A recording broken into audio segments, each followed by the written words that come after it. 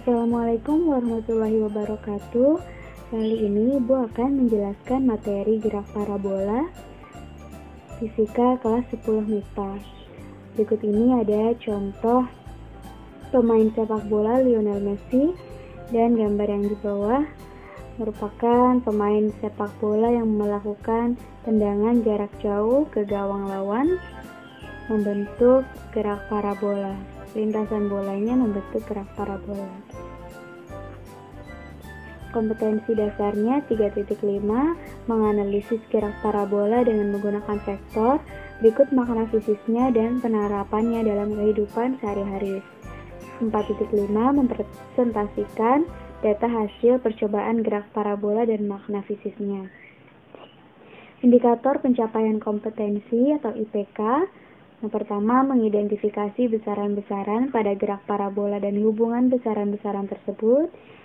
Kedua, menjelaskan karakteristik gerak parabola. Ketiga, mengklasifikasikan gerak parabola pada arah horizontal dan arah vertikal.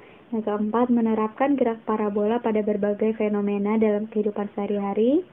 Yang kelima, menganalisis karakter gerak parabola pada arah horizontal dan arah vertikal. Lalu indikator 4 titiknya menentukan alat bahan percobaan gerak parabola, perancang percobaan gerak parabola, melakukan percobaan gerak parabola, menganalisis data hasil percobaan yang diperoleh, menyusun laporan percobaan gerak parabola. Aston Villa versus Liverpool. Juara bertahan liga dibantai skor 2-7. Liverpool merasakan kekalahan pertama mereka di Liga Inggris musim ini di kandang Aston Villa. Juara bertahan Premier League itu keok dengan skor telak 2-7. Ini dia. From Liverpool, actually, that would become, if they won this game, the first team in Premier League history to win their first 4 games in 3 consecutive seasons. But Villa will be out to stop them and continue their little run before the international break. That's hit with quite a lot of pace by Robertson for Adrian, who's nearly given it away. He has given it straight to Grealish. Great chance there for Villa. Watkins surely, yes! Adrian makes the error, and boy was it punished. And then he picks out Grealish. Grealish outside the boot. It's a great ball. Watkins now with Trezeguet in the middle. Will he go it alone? Ollie Watkins sets himself looking for the Oke, setelah kamu menyimak video tentang sepak bola tadi, ya, kamu bisa melihat dengan jelas arah melambungnya bola dan lintasan bolanya membentuk parabola. Oke, sepak bola merupakan salah satu olahraga yang banyak penggemarnya dan berkelas di dunia. Keterampilan pemain bola dalam memasukkan bola ke gawang lawan sangat diperlukan. Seorang pemain bola tidak hanya sekedar dapat lari dengan cepat, tetapi juga harus menguasai teknik menggiring dan menendang bola agar masuk ke gawang dengan tepat. Nah, yang di atas ini gambar tendangan jarak jauh yang membentuk lintasan parabola. Ya. Oke.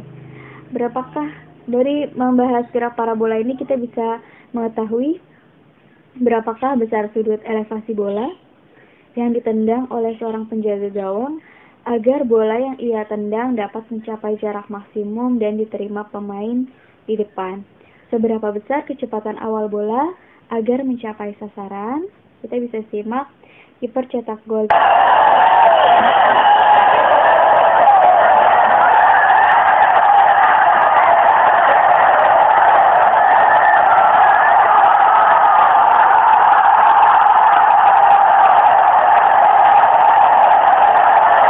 Itu dia tadi penjelasan dan secara singkat fenomena penerapan gerak parabola yang ada dalam permainan sepak bola. Nah, kita akan lanjut ke pengertian gerak parabola. Gerak parabola merupakan gabungan antara gerak lurus yang arahnya mendatar, sumbu X, dan gerak lurus yang arahnya vertikal, sumbu Y. Gerak parabola merupakan gerak 2 dimensi. Gerak parabola yang dibahas pada bab ini mengabaikan besar hambatan udara. Gerak parabola dianalisis hanya pada saat bergerak di udara dengan dipengaruhi oleh percepatan gravitasi bumi atau gravitasi sama dengan konstan. Pada gerak parabola, gerak pada vertikal atau sumbu Y dipengaruhi percepatan konstan, maka pada arah sumbu Y terjadi GLBB. Arah sumbu X terjadi GLB karena pada arah ini tidak ada percepatan. Sehingga gerak parabola ini merupakan gabungan dari gerak lurus berubah beraturan pada sumbu Y dan gerak lurus beraturan pada sumbu X. Berikut ini contoh gerak parabola dalam kehidupan sehari-hari. Yang pertama ada gerak peluru lepas dari senapan, yang kedua gerak pada bola golf, dan yang ketiga bola basket yang dilempar. Dan masih banyak lagi contoh gerak parabola dalam kehidupan sehari-hari seperti bulu tangkis, permainan bola voli, permainan tenis, dan lain-lain. Oke, ini contoh gerak parabola, lintasannya yang berbentuk parabola. Oke. Lanjut, berikut ini lintasan gerak parabola. Ya, di sini ada sudut elevasi atau alfa yang mempengaruhi tinggi maksimum, jarak yang ditempuh bola, serta waktu. Ya, yang untuk waktu jatuhnya. Oke, di sini kita bahas bersama-sama. Ketika ada vektor kecepatan, ya, maka akan diuraikan ke sumbu X dan sumbu Y. Sumbu X di sini, ya, bernilai cos di F0 cos alfa, sedangkan sumbu Y di sini bernilai sin, ya. Sehingga dapat FY F0Y sama dengan F0 sin alfa. Oke. Kita ulas lagi pembahasan vektor bab 3 kemarin. Kita bisa lihat di sini gerakan bola yang melambung dari titik A, B, C, D, dan E. Pada titik A merupakan titik awal. Situ ada kecepatan awal V0. Kecepatan awalnya V0 pada sumbu X, yaitu V0 cos alfa. Kecepatan awal pada sumbu Y, V0 sin alfa. Lalu melambung di titik B, ya, membentuk Vx B dan Vyb. Nah, pada titik B ini sumbu Y termasuk gerak lurus berubah beraturan yang diperlambat karena dipengaruhi oleh perlambatan dari gravitasi. Lalu di titik C, yaitu titik tertinggi, kita bisa mendapatkan Hmax dan waktu maksimum di titik tertinggi. Ketika pembahasan gerak lurus berubah beraturan, kecepatan di titik tertinggi nilainya 0, sehingga Vy-nya di titik tertinggi nilainya 0. Di titik tertinggi hanya ada GLB atau gerak lurus beraturan yang nilainya selalu sama pada setiap titik. Di titik D sama dengan titik B, lalu di titik E merupakan titik terjauh dengan ketinggiannya 0, dan kita bisa mendapatkan waktu pada jarak terjauh, waktu yang ditempuh pada jarak jauh. Lanjut, kita akan bahas persamaan di titik A. Titik A merupakan titik awal benda. Kecepatan pada titik ini merupakan kecepatan awal atau V0. Vx 0 sama dengan V0 cos alfa. Vy 0 sama dengan V0 sin alfa.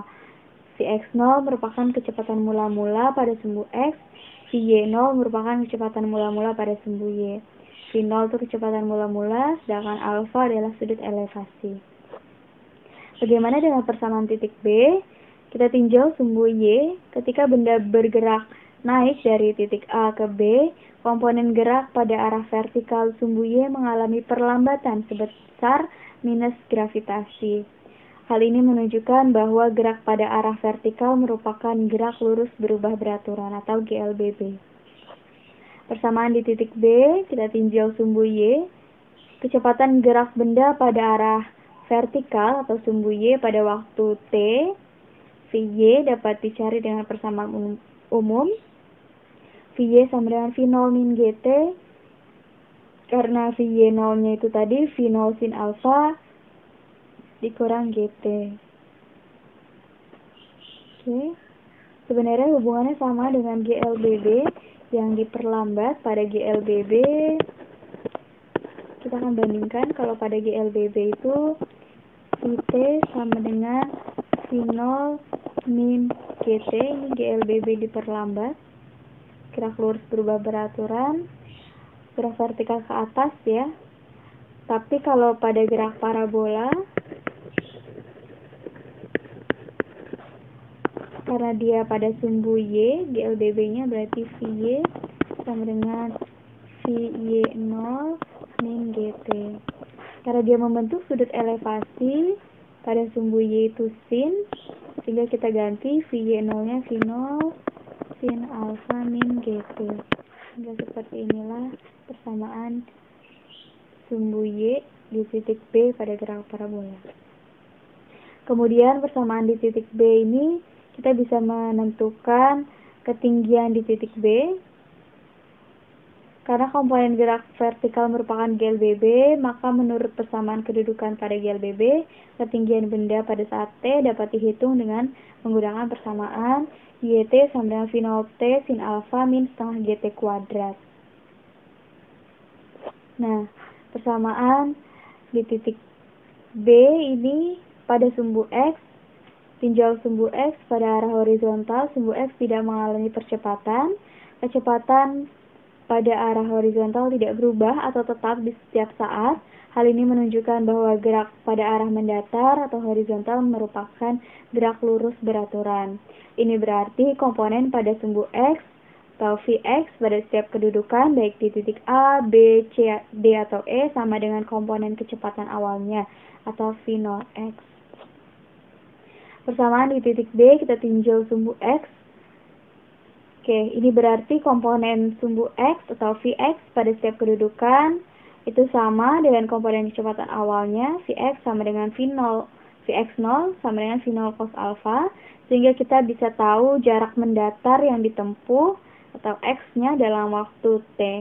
Sehingga persamaannya xt sama dengan Vx kali T, xt sama dengan V0 kali T cos alpha. Kalau dalam persamaan GLB, untuk mencari jarak itu kan sama dengan V kali T. Kalau dalam gerak parabola, kita mencari jarak yang mendatar pada sumbu X pada waktu tertentu sama dengan Vx, kecepatan pada sumbu X dikali T. Tadi kecepatan pada sumbu X itu rumusnya V0 cos alpha dikali T, sehingga kita bisa dapat persamaan jarak mendatar di sumbu X yaitu V0T cos alpha. Oke. Persamaan di titik C atau titik tertinggi. Persamaan kecepatan pada titik tertinggi. Titik C merupakan titik tertinggi yang dicapai benda. Pada titik ini, kecepatan pada sumbu Y adalah 0 atau Vy sama dengan 0, sehingga persamaannya Vy sama dengan V0 sin alpha min GT. Kalau pada GLBB jenis gerak vertikal ke atas, gerak vertikal ke atas, kecepatan di titik tertinggi itu nilainya 0 karena benda akan berhenti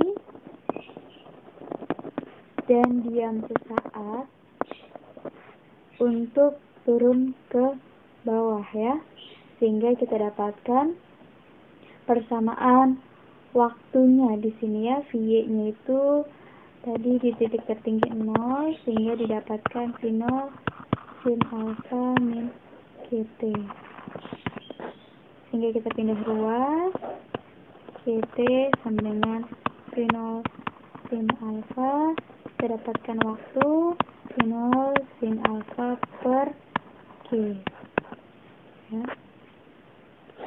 Ini dia tadi persamaan waktu untuk mencapai titik tertinggi. T H max sama dengan V0 sin alpha per G. T H max itu waktu untuk mencapai titik tertinggi, V0 itu kecepatan awal, G itu percepatan gravitasi. Kita lanjut persamaan waktu untuk mencapai titik terjauh. Titik E merupakan titik terjauh yang dicapai bola pada arah mendatar atau horizontal. Pada titik E ini ketinggian bola sama dengan 0. Sehingga kita dapatkan persamaan aslinya itu Y ya, sama dengan sin 0T sin alfa min setengah GT kuadrat. Tadi kan titik E itu titik terjauh ya. Jadi pada titik E ketinggian bolanya itu 0 sama dengan sin 0T sin alfa min setengah GT kuadrat. Sehingga kita bisa dapatkan persamaan T max-nya ini. Ya, ini bisa kita pindah ruas. Setengah GT kuadrat sama dengan V0 T sin alfa. Ini kan T-nya kuadrat ya. Kita bisa hilangkan T-nya sehingga T-nya masih sisa 1. T sama dengan V0 sin alfa. 2-nya pindah ruas ke kanan jadi 2 per Q. Inilah persamaan waktu yang diperlukan untuk mencapai jarak terjauh atau Tx max. Lanjut. Nah, di sini ada critical thinking. Sebuah kapal perang secara bersamaan menembakkan 2 peluru ke kapal musuh. Jika peluru mengikuti lintasan parabola yang ditunjukkan, kapal mana yang lebih dulu terkena? Jelaskan dan jawab ya. Di sini kita anggap garis mendatar ya. Dan kita anggap sudut B itu lebih kecil daripada sudut A. Kita anggap seperti itu. Apakah kapal A duluan yang terkena atau kapal B, atau yang C keduanya akan terkena tembakan pada saat yang bersamaan, atau D kamu butuh lebih banyak informasi tentang ini? Nah, silakan jawab dan jelaskan jawabanmu di kolom komentar di YouTube. Nah, ini telah singkat, penjelasan singkat dan jawaban singkat. Kita bisa lihat di sini pembuktiannya dengan sudut yang 30 derajat. Waktu yang dibutuhkan tuh 2 detik, 2,11 detik. Sedangkan jika ini sudut 60 derajat yang dilambungkan, membutuhkan waktu 3,32 detik. Nah, kamu bisa jawab alasannya kenapa sudut yang lebih besar itu waktunya lebih lama dibandingkan sudut yang lebih kecil, waktunya lebih sedikit, pendek gitu ya. Kamu bisa jawab di kolom komentar penjelasan dan alasanmu. Oke, lanjut. Yang ketiga, persamaan mencari titik tertinggi atau sumbu Y. Untuk mencari titik tertinggi yang dapat dicapai benda, kita tinggal mensubstitusikan T atau waktu ke dalam persamaan Y sama dengan V0T sin alfa minus setengah GT kuadrat. Sehingga titik tertinggi yang dapat dicapai benda atau H max dapat dicari dengan persamaan Y max sama dengan H max sama dengan V0 dikali V0 sin alfa per G dikali sin alfa min setengah G dikali V0 sin alfa per G kuadrat. Sehingga H max sama dengan V0 kuadrat sin kuadrat alfa per G dikurang setengah V0 kuadrat sin kuadrat alfa per G.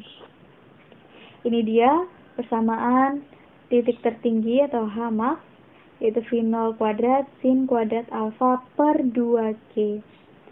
Jadi keterangannya H max di sini merupakan titik tertinggi yang dicapai benda dalam satuannya meter. Yang keempat, persamaan jarak mendatar di sumbu X. Titik tertinggi ini dapat dicapai pada jarak mendatar X H max ya. Untuk mencari X H max ini kita menggunakan persamaan jarak mendatar X H max sama dengan V0. Ini waktunya kita substitusikan V0 sin alfa per G cos alfa, sehingga didapatkan V0 kuadrat per G kali sin alfa cos alfa. Nah, kita akan gunakan persamaan trigonometri. Ini kita uraikan dulu menjadi V0 kuadrat sin alfa per G kali cos alfa. Nah, Sedangkan di sini persamaannya kita bisa dapatkan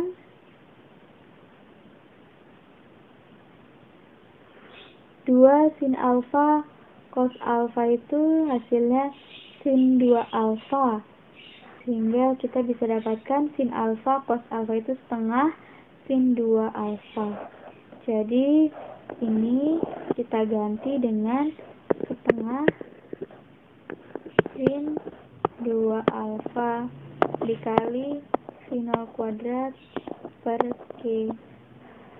Lalu kita bisa gabungkan 2G untuk kita dapatkan sin 0 kuadrat sin 2 alfa. Oke, lanjut. Yang kelima ada persamaan koordinat titik C atau titik tertinggi. Berdasarkan persamaan di atas, koordinat titik C adalah koordinat C yaitu V0 kuadrat sin 2 alfa per G dan V0 kuadrat sin kuadrat alfa per 2G.